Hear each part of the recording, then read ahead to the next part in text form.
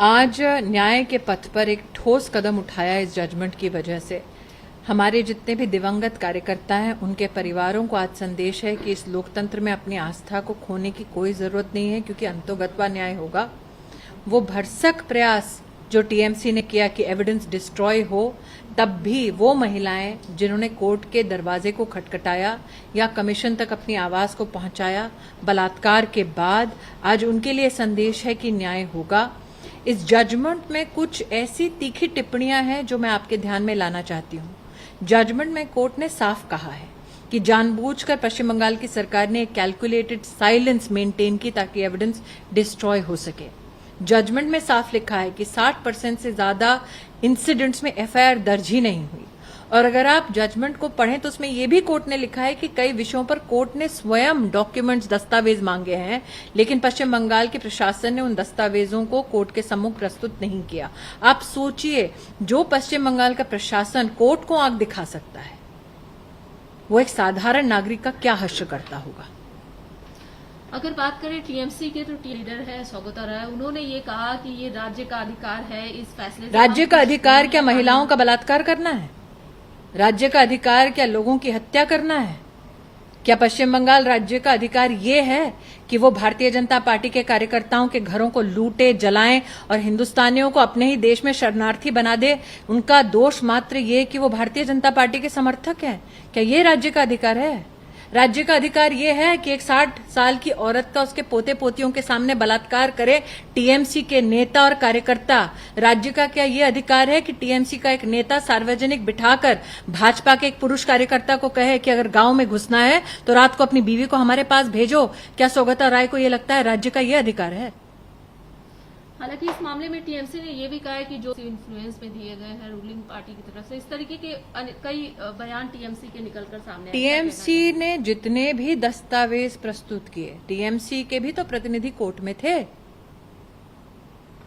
यह भी कहना उचित होगा कि जजमेंट में कोर्ट ने स्वयं स्वीकार किया कि प्रशासन कितने ऐसे विषयों पर चर्चा करता है, लेकिन जब ढूंढने जाओ तो एफआईआर मिलती नहीं है। तो अगर घटना घटी है तो एफआईआर एब्सेंट क्यों है? आज भी मैं हत्या और रेप के साथ साथ आपको बोलना चाहती हूं, बंगाल में क्या हो रहा है। भाजपाई अगर आप हो तो आपका राशन बंद है, आपको नौकरी से निकाला जाता है, अथवा आपको वैक्सीन लगाने नहीं मिलता। क्यों? लोकतंत्र है। और इसलिए आज कोर्ट का ये जजमेंट संकेत है ममता बनर्जी को कि इस लोकतंत्र में संविधान और कानून सर्वोपरि हैं, ममता की टिरनी नहीं। हालांकि टीएमसी ने यह भी कहा है कि वो आगे भी जाएं, कोर्ट का दरवाजा खटखटाएंगे, कहीं भी जाएं, सत्य को चाहे कितना भी परेशान करे परास्त नहीं कर पाएंगे। सुप्रीम कोर्ट भी अगर वो जाएं तो सच नहीं बदलने वाला। और वो सच क्या है कि ममता बनर्जी के हाथ खून से सने हैं, उसके दामन पर चीखें उन औरतों की है जिनका सार्वजनिक बलात्कार किया गया। उनके कार्यकर्ताओं ने सार्वजनिक भारतीय जनता पार्टी की महिला कार्यकर्ताओं को उठाकर बलात्कार किया, उसको फिल्म किया। ये सच ममता बनर्जी देश से नहीं छिपा सकती, कोर्ट से भी नहीं छिपा सकती। मैम, आपको क्या लगता है, कई ऐसे परिवार हैं कम से कम हुए हैं पश्चिम बंगाल वायलेंस के बाद, डरे हुए हैं, वो आज तक पश्चिम बंगाल वापस नहीं लौट पा रहे। ऐसे में इस जजमेंट के बाद क्या उनको वो एक साहस उनको मिलेगा, वो जा पाएंगे? निश्चित रूप से जो लोग प्रताड़ित हुए हैं पश्चिम बंगाल की सरकार के माध्यम से, पॉलिटिकली जिनको मर्डर, रेप या फिर लूट किया गया है, उनके परिवारों के लिए संरक्षण का आज कोर्ट ने संदेश दिया है कि निश्चित रूप से इन्वेस्टिगेशन के बाद न्याय होगा। मैं बस यही अपील करती हूं कि न्यायबद्ध तरीके से हर केस में पूर्णतः जांच हो, ताकि वो लोग जिन्होंने इंसाफ की अपेक्षा के साथ कोर्ट का दरवाजा खटखटाया, वो लोग निराश न हो। सर, यहाँ पर कोर्ट ने जो पीड़ित है उनको मुआवजा दे सरकार।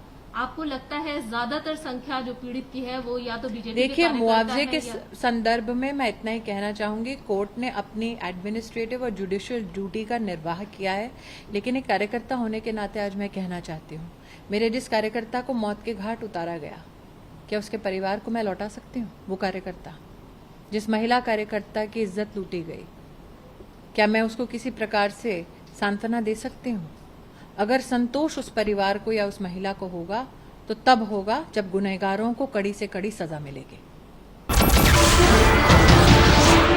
नमस्कार, मैं हूं मानक गुप्ता। अगर आपको हमारा ये वीडियो पसंद आया हो तो इसे लाइक और शेयर जरूर करें, और हां, हमें सब्सक्राइब और फॉलो करना ना भूलें ताकि आप देश और दुनिया की कोई खबर मिस ना करें। तो जुड़े रहिए हमारे साथ और देखते रहिए न्यूज़ 24।